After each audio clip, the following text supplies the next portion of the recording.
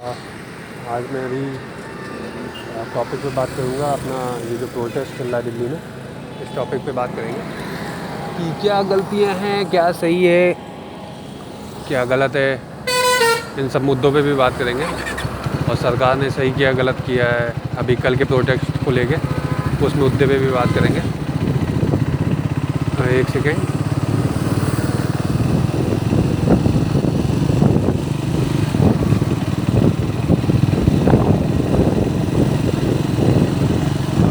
Hello. हाँ, अभी जो कल प्रोटेस्ट जो उग्र हुआ है और काफ़ी दिन से चल रहा है, 15-20 दिन से प्रोटेस्ट चल रहा है, तो ये जो कल लाठियाँ चार्ज हुई हैं और जिस तरीके से प्लांट किया गया था, ये सारी चीज़ें बहुत गलत हुई कि इसका अगर प्रोसेस देखें तो देखिए कुछ जगहों पे अगर हम एज अ बीजेपी की बात करें तो कुछ जगहों पे उनकी भी गलती है, कुछ जगहों पे सरकार की भी गलती है। मैं एक पक्ष को सही एक पक्ष को गलत नहीं बोलूँगा, जहाँ पे जिसकी गलती जो मुझे क्लियरली दिख रहा है मैं इस टॉपिक पर बात करूँगा कि वो मंच एक सज़ा जो बीजेपी का मंच था वो सज़ा था नीट के पेपर लीक के लिए और धर्मेंद्र प्रधान के इस्तीफे के लिए। तो क्लियरली ये चीज़ नोट होना चाहिए कि हम अगर इस्तीफे की बात कर रहे हैं और धर्मेंद्र प्रधान के इस्तीफे की बात कर रहे हैं और नीट पेपर लीक की बात कर रहे हैं, पेपर के रूल रेगुलेशन को सही करने की बात कर रहे हैं, तो हमें उसी मुद्दे पे रहना चाहिए, हमें भटकना नहीं चाहिए, हमें वो कोई दूसरा टॉपिक इन्वॉल्व ही नहीं करना चाहिए किसी भी हाल में। लेकिन हुआ क्या कि मंच पे आके कोई बोल रहा है, कोई भारत तोड़ो के नारे लगा रहा है, कोई धर्म का प्रचार कर रहा है, कोई एक धर्म का अपमान कर रहा है, कोई पुराने मुद्दे उन मुद्दों को लेके प्रोटेस्ट कर रहा है, जैसे 370 को लेके विशेष राज्य का दर्जा, इन सब मुद्दों को लेके जो खड़ा उन्होंने मंच, मतलब पहले देखिए किस चीज़ का मंच है और जिसने मंच को ऑर्गेनाइज़ किया है, जो लीड कर रहा है, वो भी उस चीज़ों का सपोर्ट कर रहा है और वो चीज़ें भी बाद में सामने निकल के आ रही कि वो जिनसे जुड़ा है, जिन पार्टियों से जुड़ा है, फंडिंग लेता नहीं लेता, इन सब चीज़ों को हटा ही देते हैं, पर जिन पार्टियों से जुड़ा है सारी चीज़ें पार्टियाँ इन्वॉल्व हो रही। भाई जब स्टूडेंट प्रोटेस्ट है तो स्टूडेंट रहना चाहिए था ना, अगर पार्टियाँ सपोर्ट कर रही हैं तो पीछे से कर सकती हैं, आगे कर सकती हैं, ठीक है, लेकिन आगे अपना पर्सनल एजेंडा क्यों करें? उन पर्सनल एजेंडाओं के चक्कर में उन लोगों ने अपने पर्सनल चॉइस के हिसाब से नारेबाजी और वहाँ जेंडर इक्वालिटी नारेबाजी की मेरा जेंडर ये इन सब चीज़ों की नारेबाजी, इनका सपोर्ट करना, ये कहाँ से नीट पेपर के फेवर में जो है प्रोटेस्ट हुआ और इतने लोग इन्वॉल्व हुए और बहुत से लोग जो इन्वॉल्व होना चाहते थे वो इन वजह से इन्वॉल्व नहीं हुए क्योंकि एक्चुअल में प्रोटेस्ट जिस चीज़ों को लेकर होना चाहिए था वो चीज़ों को लेकर नहीं हो रहा था।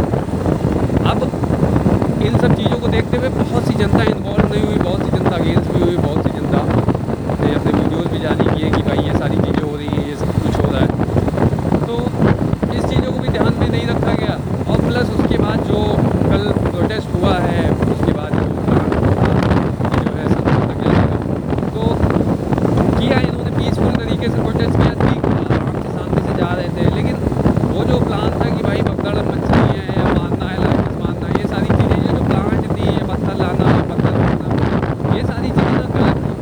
क्यों गलत थी? क्योंकि आप लाठी चला रहे हैं, एक तरफ पीसफुल प्रोटेस्ट के लिए इधर से आ रहे हैं, जब वो नियतें कुछ भी नहीं है उनके पास, ना कोई गाड़ी ट्रैक्टर ट्राली चाकू तलवार कुछ भी नहीं है, तो भाई आप लाठियाँ क्यों चला रहे हैं? किस बेसिस पे? लाठियाँ ऐसी चला रहे हैं कि लोगों को सर फोड़ेंगे, लोगों के सर फूट रहे हैं, किसी की हड्डी टूट रही है, किसी का पैर टूट रहा है, कोई लड़की को मार रहा है, कोई आदमी को मार रहा है। अब इसमें अपनी क्या छवि सही की? आपने तो छवि ख़राब कर ली ना, अपनी पार्टी की छवि ख़राब कर ली, इससे हासिल कुछ नहीं हुआ। और भी पार्टियाँ भी सेम करती हैं, ऐसा कोई बड़ी बात नहीं है। अभी भी करेंटली अगर हम दिल्ली की बात ना करें, कर्नाटक की बात करें, पंजाब की बात करें, वहाँ पर प्रोटेस्ट हो रहे हैं, वहाँ पर भी लाठियाँ चल रही हैं, सब अपनी पार्टी की छवि ख़राब कर रहे हैं। और पार्टी की छवि क्या, पार्टी की छवि वैसे भी पहले से कौन सी पार्टी की अच्छी, सब मिले हुए हैं, बस बारी से जिसको मौका मिलता है वो आगे बढ़ जाता है।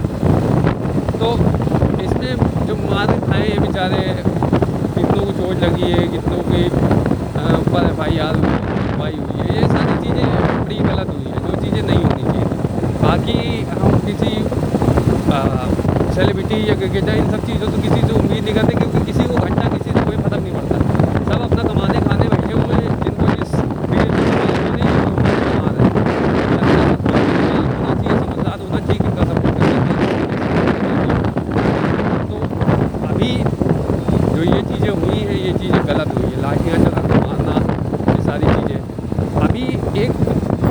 रेजिग्नेशन की बात है, रेजिग्नेशन दोनों नहीं तीनों का लेना चाहिए। जो इस तरीके के मुद्दे की बात करते हैं, क्यों नहीं तीनों का, कौन तीनों लेना चाहिए? ये आप धर्मेंद्र प्रधान का इस्तीफा ले रहे हैं, ठीक है बिल्कुल भाई, जब नहीं कर रहा है, काम नहीं कर रहा है तो बिल्कुल इस्तीफा दो, तुमसे नहीं हो रहा तो छोड़ दो, जिससे हो रहा है वो करेगा, वो नहीं कर पाएगा तीसरा आएगा, तीसरा नहीं आएगा चौथा आएगा। गडकरी ये उनको वो इथेनॉल बेले पड़े हुए, और जब पब्लिक एक्ट रख रही है तो उसको एक्सेप्ट ही नहीं करना, सीधे सीधे डिनाई कर देना। जब देखना बोल देना कि पब्लिक झूठ बोल रहे, अरे भाई पब्लिक एक झूठ बोलेगी, पूरा भारत ही झूठ बोलने लगेगा। आप उसको किसी भी टॉपिक को सिरे से मानने से इनकार करने दे रहे हो, चाहे पब्लिक सही बोल रही है, चाहे कुछ भी कर रही है, चाहे जितने फैक्ट रखे, आप मानने से इनकार कर दे रहे हो कि इथेनॉल से गाड़ियाँ ख़राब नहीं हो रही, ये नहीं हो रहा, वो नहीं हो रहा।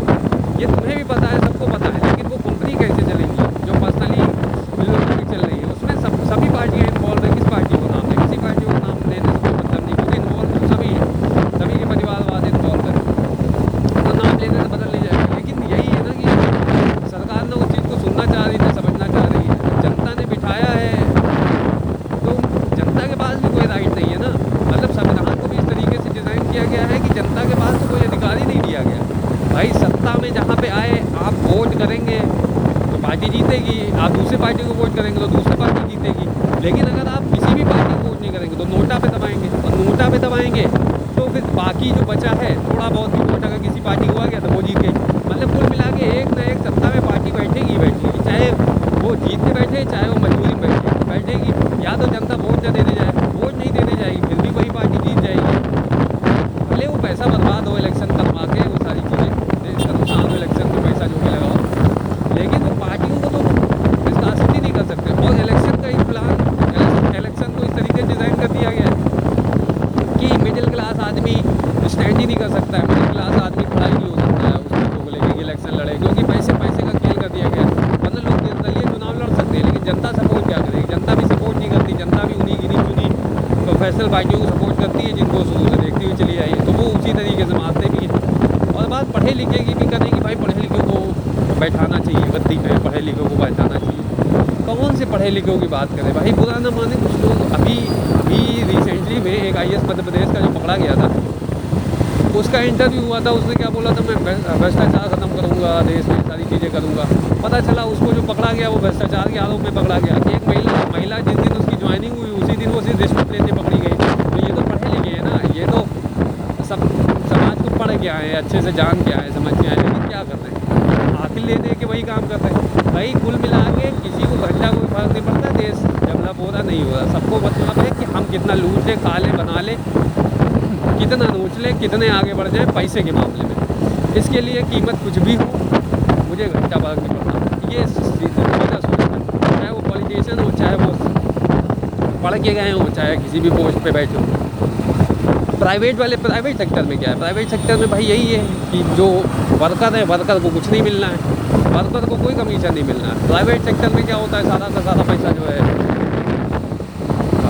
खाता है, पूरा पैसा ऊपर डायरेक्टर को ही जाता है, क्योंकि उसमें नीचे बिचौलिए वो नहीं होते कि ऐसे खा लो ऐसे खा लो। उस सेक्टर में है भी, ऐसा नहीं है कि नहीं है। तो गवर्नमेंट सेक्टर में तो भाई 84 से लेकर ऊपर तक के देना पड़ता है। हर सेक्टर में भरी पड़ी है। अब उसको क्लीन कौन सी सरकार की बात करेगी? सरकार के हाथ में तो क्लीन करना है ही नहीं, वो तो बोल देगी लेकिन कर नहीं पाएगी। क्यों? क्योंकि भाई यहाँ पे जुगाड़ पहले निकाल लिया जाता है, कोई टेक्नोलॉजी आती है तो उससे कैसे बचना है, जुगाड़ निकाल लिया जाता है। जब तक जनता नहीं समझेगी, जनता नहीं सुधरेगी, उस चीज़ को नहीं बदला जा सकता। तो उस चीज़ को एक्सेप्ट करना पड़ेगा। ये कहें कि वो करेंगे तो हम नहीं करेंगे, हम करेंगे वो नहीं करेंगे, वही क्यों करें, हम ही क्यों करें, यही सब करते रहेंगे तो कभी होने वाला नहीं है। और रही बात युवा की, अभी प्रोटेस्ट हुआ है, सारी चीज़ें हुई, अभी भी प्रोटेस्ट जारी है, रखेंगे जारी, कब तक रखते हैं, कब तक नहीं रखते हैं। सरकार सुन रही है, नहीं सुन रही है। अब भाई देखिए, एक ही बात है कि इलेक्शन होगा, वोट देना आपके हाथ में, जनता के हाथ में। अब उसको सरकार किसको करके बिठाना है, किसको नहीं बिठाना है, किसको सही लगता है उसके हाथ में। अब ये उसके ऊपर है, क्या करती है क्या नहीं करती जनता।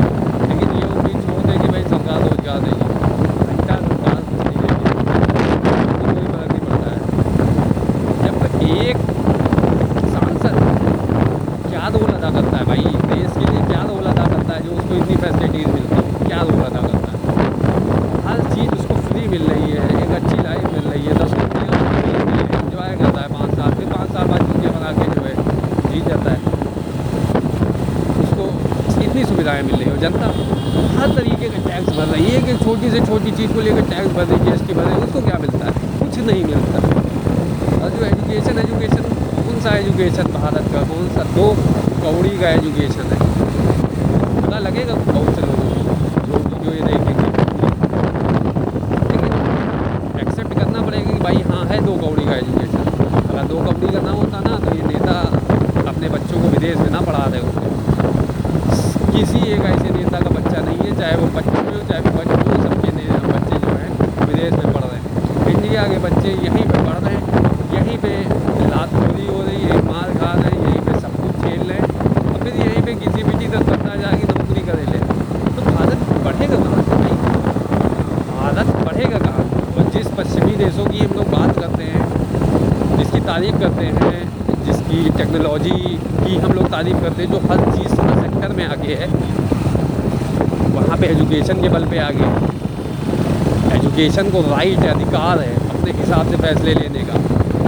यहाँ पे तय करेंगे, कुर्सी पे बैठा हुआ इंसान जिसको खुद ABCD नहीं आती वो तय करते हैं कि शिक्षा कैसे होगी, क्या पढ़ाया जाना चाहिए, क्या नहीं पढ़ाया जाना चाहिए। कितनी टेक्नोलॉजी आनी चाहिए देश में, कितनी नहीं आनी चाहिए, किस पे बात होनी चाहिए, किस पे नहीं होनी चाहिए। देश का खर्चा आगे बढ़ेगा, ऐसे देश आगे बढ़ाएंगे लोग। यहाँ बस खाली किसी धर्म की विशेष की बात नहीं कर रहे, धर्म का प्रचार, धर्म में भी नेपोटिज्म आ रहा है कि भाई मैंने इस तरीके से कमाया, उस तरीके से कमाया। भाई सीधी सी बात है, जनता की मेंटालिटी पे डिपेंड करता है कि उसने अपने आप को कैसा प्रिपेयर किया है। बात यहाँ पे धार्मिक और ना धर्म को ना मानने वाले या अपने आप को धर्म से अलग रखने वालों की नहीं है। बात इस चीज़ों की है कि वो धर्म को किस नज़रिए से देखता है, धर्म को किस तरीके से समझता है। धर्म को कुछ लोग समझते हैं कि पूजा, मोमबत्ती दिखाना, अगरबत्ती दिखाना, चद्दर चढ़ाना, कैंडल मार्च या कुछ भी इस तरीके की चीज़ें करना वो धर्म है। लेकिन उनको यही नहीं पता है कि धर्म एक नियम है जिसका पालन, नियम का पालन होना चाहिए। वो नियम सब पे लागू होता है, लेकिन नियम क्या बना है? अभी कॉन्स्टिट्यूशन की बात कर रहे हैं, कॉन्स्टिट्यूशन में भी किताब दिखा रहे हैं, कॉन्स्टिट्यूशन को कौन मानता है? अगर मान रहा होता तो ये नौबत आती क्या जो नौबत आई है। कॉन्स्टिट्यूशन को कोई नहीं मानता, किसी को कोई फर्क नहीं पड़ता है। पर हाँ ये इतना कह सकते हो कि कुछ हद तक के अभी तो गलीमत है, आगे का पता नहीं, लेकिन अभी कुछ हद तक के गलीमत है। बाकी कॉन्स्टिट्यूशन को जज नहीं मान रहे हैं, जज अपने हिसाब से फैसला सुनाते हैं, उनको अपने हिसाब से डिसीजन लेने होते हैं, उनको कोई उंगली नहीं है। कॉन्स्टिट्यूशन को करियर है, कॉन्स्टिट्यूशन के हिसाब से नहीं है। सरकार अपने कॉन्स्टिट्यूशन को अपने हिसाब से चला रही है, मुसलमान अपने हिसाब से कॉन्स्टिट्यूशन चला रहे हैं, हिंदू अपने हिसाब से कॉन्स्टिट्यूशन चला रहे हैं, दलित अपने हिसाब से कॉन्स्टिट्यूशन, सबका अपना अपना है। कोई पैदा कि इन्हीं मुद्दों पर बहस लड़ाई दुनियादारी चलती रहती है। टेक्नोलॉजी कहाँ से आगे बढ़ेगी? टेक्नोलॉजी कितनी बात होती है? जब टेक्नोलॉजी की बात होती है तो मॉडल्स होते हैं, धंधे होते हैं, ये सब चीज़ें होती हैं। और टेक्नोलॉजी भी इस तरीके से डेवलप करी जाती है कि वो नेचर को तबाह करके डेवलप करी जा रही है। तो कुल मिला के इस देश में चीज़ें बदलने वाली है नहीं। आप चाहे जितना सब पैर मान लो, इसलिए लड़ो तो कफन बांध के लड़ो भाई, सीधी सी बात। अगर सामने वाला डंडा उठाए है तो तुम हाथ से लड़ नहीं सकते, तुम्हें भी डंडा उठाना पड़ेगा। अगर सामने से अगर प्रदर्शन किया है, सामने से जो है डंडे चले हैं, तो आप भी फिर लड़िए और लड़ के आगे बढ़िए। ये नहीं कि गुलामी कैसे हुई है, गुलामी लोगों को ऐसे ही तो मिली है। 4 अंग्रेज़ ने जो है आज़ाद में बारी थे बंदूक के दम पे, और जिनको जान की फिक्र थी वो बेचारे पीछे दब जाते थे या उनके में शामिल हो जाते थे। वही चीज़ हुई है कल भाई। कुछ लोगों ने अपना वो भी दिखाया कि जो है थोड़ा बहुत कि संयम बरता की जो है थोड़ा बहुत जो है नहीं करते ये सारी चीज़ें, नहीं लड़ते झगड़ते। शांति से होता क्या है, शांति से कुछ नहीं होता।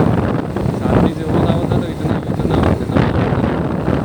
सब चीज़ों को वही भी समझना चाहिए कि अगर इस हद तक गए थे तो थोड़ा और हद तक बढ़ ही जाना चाहिए, ताकि चीज़ें समझ में तो आती सरकार को। जनता 160-170 रुपये पेट्रोल दे रही है और बोल रही कि लेना हो लो, वहाँ पे लगा हुआ है। ये क्या तानाशाही चल रही है?